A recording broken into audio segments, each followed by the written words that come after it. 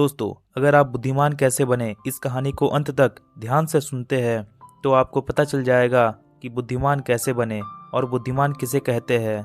तो बिना समय वेस्ट किए चलिए शुरू करते हैं। दोस्तों, एक बुद्धिमान व्यक्ति कभी नहीं कहेगा कि वह बुद्धिमान है, इसलिए नहीं कि ऐसा कहने से उसकी बुद्धिमत्ता कम हो जाएगी, बल्कि इसलिए क्योंकि वह ऐसा कहने की व्यस्तता को देख पाता है।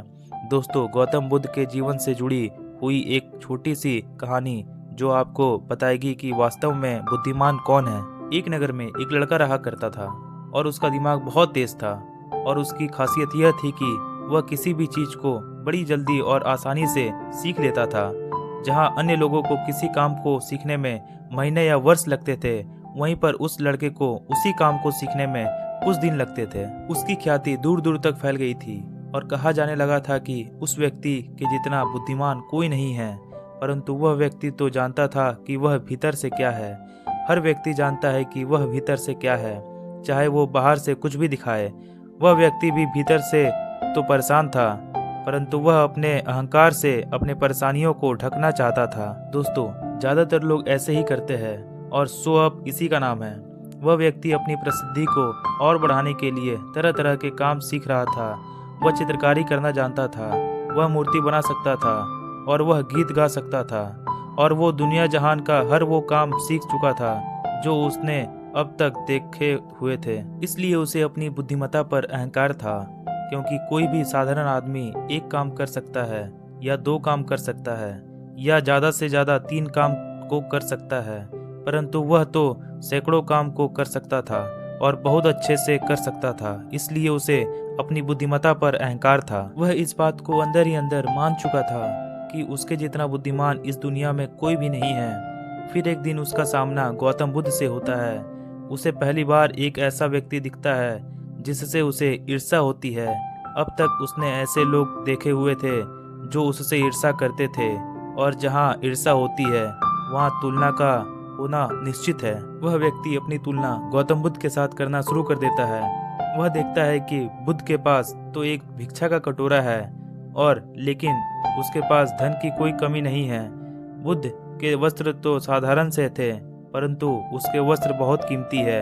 बुद्ध तो जमीन पर नंगे पैर चलते हैं, परंतु वह नंगे पैर नहीं चलता। इसी तरह से वो आदमी सैकड़ों चीजों से अपनी तुलना गौतम बुद्ध के साथ करने लगता है, परंतु हर तुलना के बाद भी वह पाता है कि उसकी ईर्ष्या बुद्ध के प्रति 1% भी कम नहीं होती। वह व्यक्ति मन ही मन सोचता है कि मैं इस भिक्षु से अपनी तुलना क्यों कर रहा हूँ, जबकि मेरा जीवन इससे 100 गुना बेहतर है। लोग भी बुद्ध का सम्मान कर रहे थे। आखिर इसके भीतर ऐसा क्या है जो मुझ में नहीं है और जिसके कारण मेरे भीतर इसके प्रति ईर्ष्या है। बहुत देर अपने मन में उलझे रहने के बाद वह व्यक्ति तय करता है कि वह बुद्ध के पास जाएगा और उनसे पूछेगा कि उनकी उपलब्धि क्या है। वह व्यक्ति अपने सेवकों के साथ बुद्ध के पास जाता है और उनसे कहता है कि मैं इस इलाके का सबसे बुद्धिमान व्यक्ति हूँ और आप अपने आसपास जो भी देख रहे हैं मैं वो सब करना जानता हूँ। किसी भी कार्य को सीखने में मुझे बहुत ही कम समय लगता है। सभी लोग मेरा सम्मान करते हैं, परंतु इन सब के बाद भी मेरे भीतर आपके लिए ईर्ष्या है।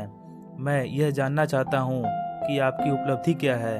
ये सब लोग आपका आदर सम्मान क्यों कर रहे हैं। उसके बाद बुद्ध कहते हैं कि वैसे तो मेरी कोई उपलब्धि नहीं है, परंतु तुम कह सकते हो कि मेरी एक उपलब्धि है। वह व्यक्ति पूछता है कि क्या मैं जान सकता हूँ? तो फिर उसको बुद्ध कहते हैं कि मेरी एक उपलब्धि है कि मैं सभी उपलब्धियों को छोड़ चुका हूँ। वह व्यक्ति बुद्ध से पूछता है कि मतलब मैं कुछ समझा नहीं। बुद्ध इस व्यक्ति से कहते हैं कि क्या तुम्हें प्रशंसा अच्छी लगती है? वह व्यक्ति कहता है कि प्रशंसा तो सभी को अच्छी लगती है। उसके बाद बुद्ध कहते हैं कि क्या तुम्हें निंदा अच्छी लगती है? तो वह व्यक्ति कहता है कि भला इस दुनिया में कौन है जिसे अपनी निंदा अच्छी लगे। उसके बाद बुद्ध कहते हैं कि जो तुम्हें अच्छा लगता है और जो तुम्हें बुरा लगता है, मैं इन दोनों से भी ऊपर उठ चुका हूँ।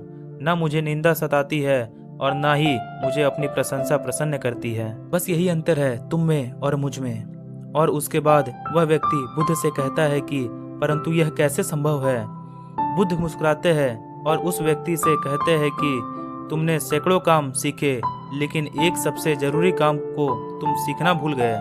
वह व्यक्ति बुद्ध से पूछता है कि कौन सा काम बुद्ध? बुद्ध कहते हैं कि अपने मन को नियंत्रण करना। क्या तुम्हें आता है? बुद्ध की वह बात सुन वह व्यक्ति समझ जाता है कि ईर्ष्या का यही कारण था। उसके बाद बुद्ध कहते हैं कि जिस व्यक्ति ने सारा जगत को जीत लिया लेकिन अपने मन को नहीं जीता, उसने कुछ भी नहीं जीता।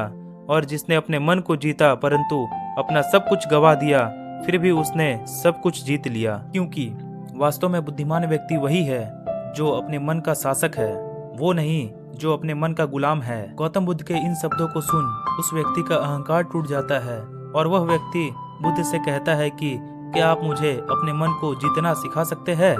बुद्ध कहते हैं कि अवश्य सिखाएंगे, परंतु मैं तुम्हारी सभी उपलब्धियां छीन लूंगा। फिर उसके बाद वह व्यक्ति बुद्ध से कहता है कि मैं तैयार हूँ। उस दिन से वह व्यक्ति ध्यान करना शुरू कर देता है, क्योंकि ध्यान ही वह तरीका है जिससे आप अपने मन को अपने वश में कर सकते हैं। दोस्तों, अगर आप ध्यान क्या है और ध्यान कैसे करें और उसके अनगिनत फायदों के बारे में जानना चाहते हैं तो मुझे कमेंट करके बताइए। मैं आपके लिए उस टॉपिक के ऊपर अच्छे से कहानी के रूप में वीडियो बनाकर बताऊंगा।